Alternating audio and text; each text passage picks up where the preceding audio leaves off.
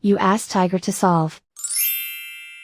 This deals with linear equations with one unknown.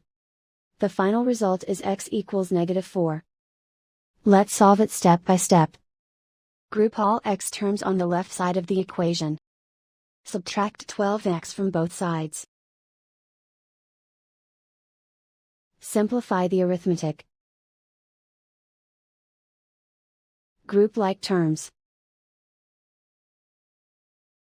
Simplify the arithmetic.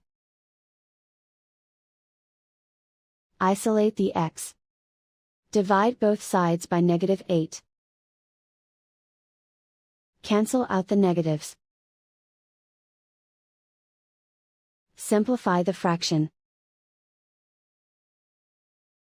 Move the negative sign from the denominator to the numerator. Find the greatest common factor of the numerator and denominator.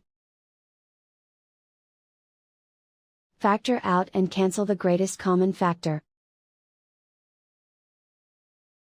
And so the final result is x equals -4.